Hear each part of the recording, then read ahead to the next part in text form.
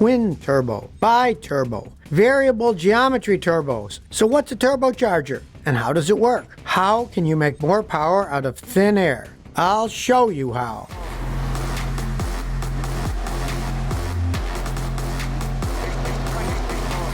Turbos are used in cars to increase engine power, but they also help increase the engine's fuel efficiency. They are especially used for trucks and diesel engines. A turbocharger has two impellers on one shaft or axle. An impeller is simply a wheel or rotor that increases airflow. One wheel is the exhaust-driven turbine, and the other is the shaft-driven compressor. This compressor wheel draws air which gets compressed before it goes to the engine. What does a turbocharger look like? The pistons in the cylinder push hot exhaust gas past the turbine blades. This causes the turbine wheel to rotate, which causes the shaft to turn, which thereby rotates the compressor. As it spins, it draws and pushes compressed air into the cylinder for the process of combustion. So how does a turbocharger increase engine power? If your car has a naturally aspirated engine or NA engine, when you accelerate, you push more fuel into the combustion chamber, but there isn't enough oxygen to burn all of it. So some of the fuel doesn't get burned fully. Remember from school, combustion is a chemical reaction, and fuel ignites because of oxygen. The key is the right air-to-fuel ratio. If you don't have enough oxygen, then the explosion inside the chamber isn't as powerful as it could be. The mixture still combusts, but without the right ratio, you'll never reach the maximum power possible. To solve this problem, a turbocharger is needed. The turbocharger pumps compressed air into the combustion chamber.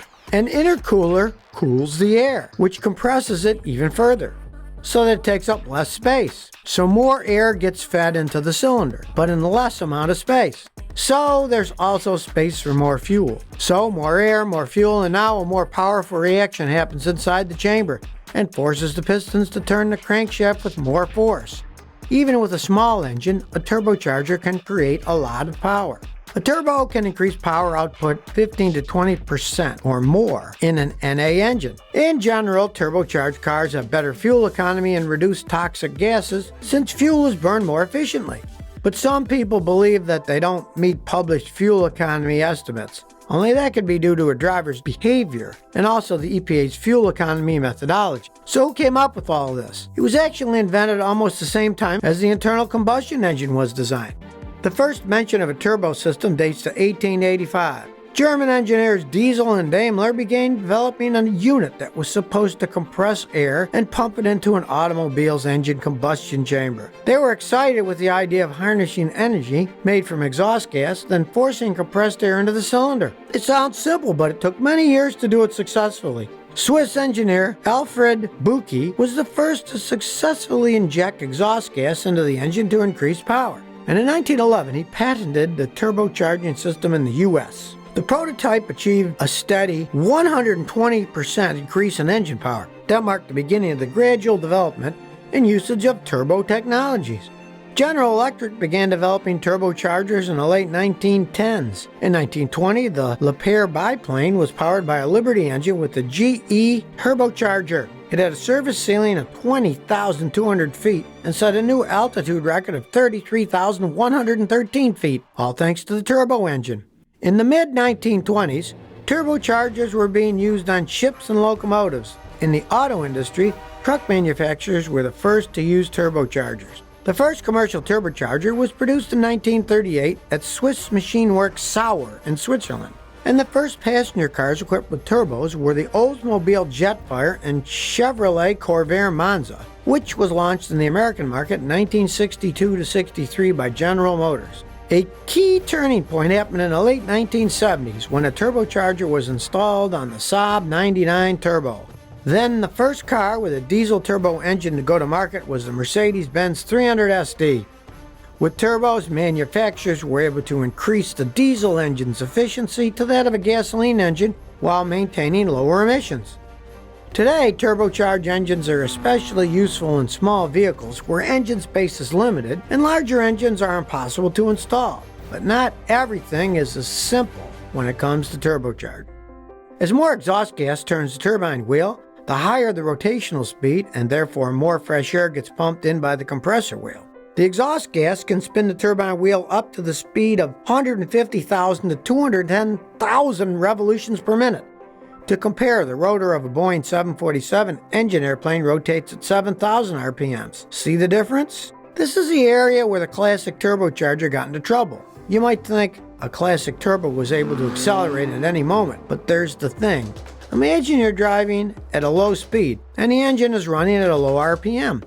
In this economy mode, the engine produces just a small amount of exhaust, not a lot of gas to turn the turbine. So the turbine speed is low, which means very low air pressure is flowing into the engine cylinders. And the fuel mixture isn't rich in oxygen. So if you need to pass a car in front, you press the gas pedal to go faster, you expect a power boost, but nothing happens. Why not? That's because of turbo lag. The acceleration lags instead of getting an instant boost. How can you solve that? The answer lies in the variable geometry turbocharger, or VGT. It's different from the classic turbocharger because of special guide vanes in the channel where the exhaust gas pushes through the turbine. At low engine speeds, the blades are positioned along the flow of gas, but at high speeds they are sideways. It's similar with airplanes where the propeller blades are not stationary. The blades change the angle on their axis, which is called the propeller pitch. Variable geometry turbochargers work under a very similar principle. So now back to our car example. When you suddenly increase your vehicle speed, the guide vanes turn sideways where the flow of exhaust is moving, and this helps the turbine impeller to spin sooner rather than later. The end result is that it reduces turbo lag, and your car can accelerate immediately. Ever notice how some cars are called bi-turbo where others are twin-turbo? What's the difference? A turbocharged car is typically labeled twin-turbo if it is an American or Japanese make. But if it's European make, it's a bi-turbo. The word bi literally means two in Latin.